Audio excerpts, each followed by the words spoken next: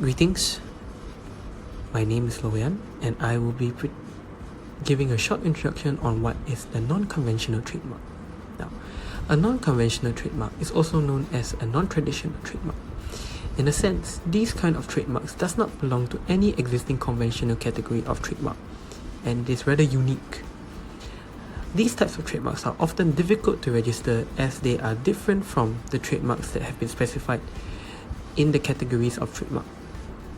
Now, a good example of a non-conventional trademark is the existence of the Lego Man, which has been part of the Lego toy series, and it is also a registered trademark in Malaysia.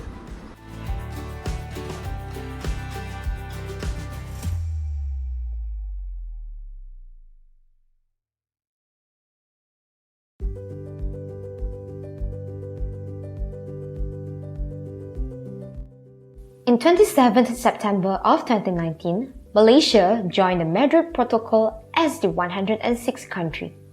The form of items or their packaging, sound, fragrance, color, holograms, placement, and sequence of actions are a few examples of other source identifiers that individuals and companies can now register as their trademarks. This is a significant change from the prior laws, which only permitted the registration of so-called conventional marks, which include letters, numbers, symbols, and images. Non-traditional marks can be divided into two representations. Firstly, the visual representation, where it must be in the form of graphically represented, including shape, hologram, position, color, motion, and etc. To illustrate, famous shape trademarks includes the Coca-Cola glass bottle and Lego Man, where the shape of the goods or the packaging is unique and identifiable. Moreover, positioning can be seen from the luxury shoe designer Christian Louboutin's signature placement of the brand's trademark red color on the soles of the shoe, where it shows the precise placement of a trademark on a specific good.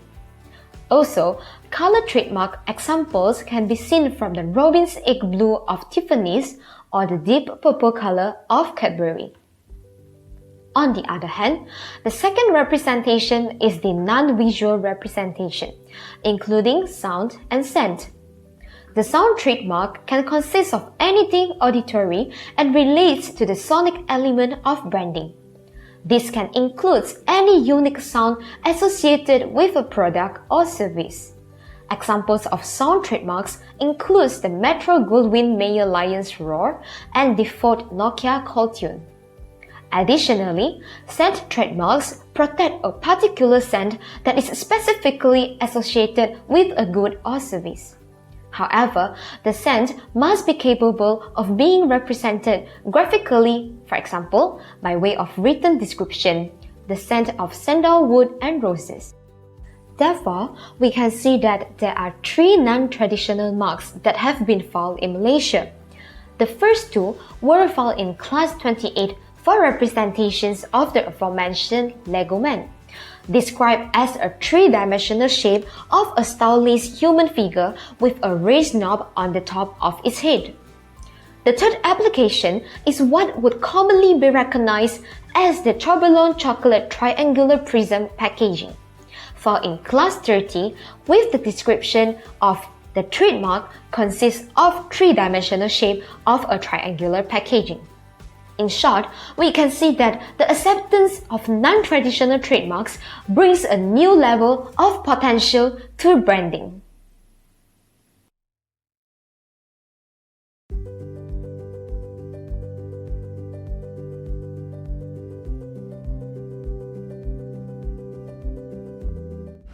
A very good day to Madam. My name is Chloe. I would like to discuss the challenges in protecting a non-conventional trademark in Malaysia. There are some challenges in protecting a non-conventional trademark in Malaysia in three different stages, which are during formality stage, substantive examination stage, and the post-registration stage. During the formality stage, the concerns that need to be addressed are firstly, the submission of trademark applications requires a standard and precise documentation. Unlike the traditional trademarks, non-conventional trademarks are usually non-ocular, such as sound, smell, feel, and taste. Among other senses, this makes them exceptional and unique. Therefore, non-conventional trademarks may be challenging to precisely describe, which may make them difficult to enforce. In the case of R. and John Lewis, a trademark application for the smell, aroma, or essence of cinnamon as a furniture characteristic was denied by a UK court because a verbal description of the smell was insufficient to create a graphical representation. In addition, depending on the type of non-traditional trademarks, applications format and method may differ. In the case of shield mark, it deals with the registration of sound marks. In this case, the court determined that sound marks might be registered, but that both the graphical representation and distinctiveness of sound conditions needed to be satisfied. Additionally, it was claimed that onomatopoeia, musical notation, and written descriptions of the sound were insufficient. The issue with written sound notations is that while they might convey pitch, they won't necessarily include tone. Further, as for color marks, the judge in the Libertel case held that a color is simply a characteristic of an object and cannot be considered a sign. The court also emphasized the presence of the Pantone code, which assigns distinct numerical codes to different color shades to assist in identification. Thus, it was determined that to register a color mark, functionality, graphical representation, and distinctiveness must all be complied. From both cases above, we can see that there are different formats and methods in registering for the sound marks and color marks, as they have different requirements for registration. Next, during the substantive examination stage, it must have a capable and technologically advanced search system that the examiners may use. A significant revamp of the system is necessary to handle these significant changes. We can take the system in categorizing smells as examples. Different systems were developed by various scientists to categorize various odors. There was an odor classification proposed by US chemists. However, the system is deemed insufficient because it fails to distinguish between the specified common odors in each category. There is a growing need for an odor classification system that is acknowledged worldwide. Unfortunately, due to their subjective nature and inability to identify every smell, all the methods that were previously provided were proven to be inadequate and insufficient. Finally, during the post-registration stage, the issue facing is overlapping between trademark, industrial design, and copyright protection. Three-dimensional objects can be used as shape marks, providing right holders with never-before-seen chances to gain a combination of trademarks, industrial design, and copyright protection. For instance, since those markings frequently shield objects or portions of products, it will have a significant impact on market competition. The issue is made worse by the possibility that trademarks will always be protected.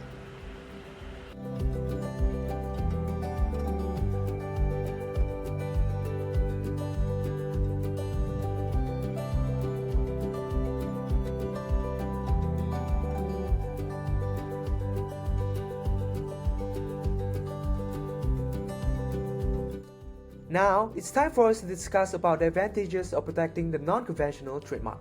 First and foremost, one of the main advantages of protecting the non-conventional trademark is its exclusive rights. The proprietor of a registered trademark has the sole legal authority and rights to exercise control over the trademark.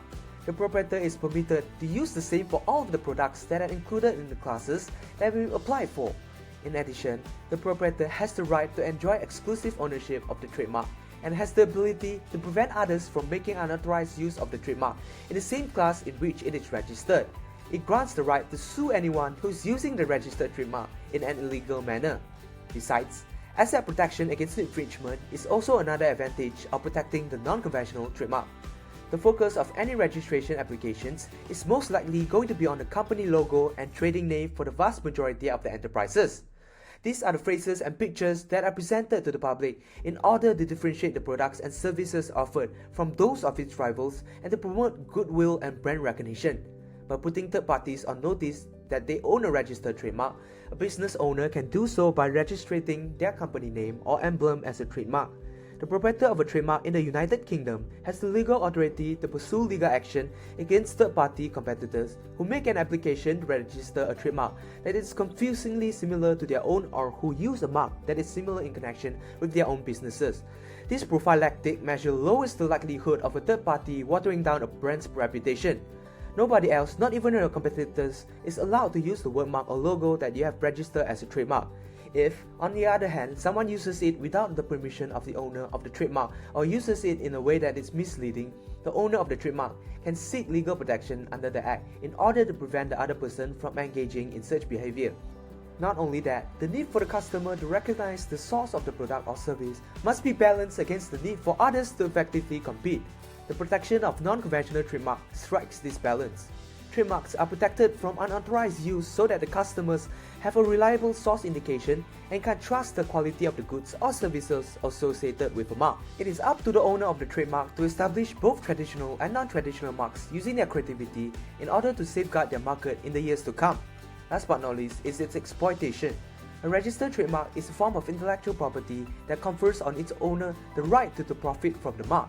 A trademark registration creates a right that can later be licensed, franchised, bought, or sold. It can also be used in commercial transactions. In addition to this, the organization's trademark is an intangible asset that contributes to its competitive edge. In situations in which a business owner intends to franchise their operation, they can provide franchisees and licensees permission to use their trademark in exchange for a fee. Another illustration of this would be on the selling of a business.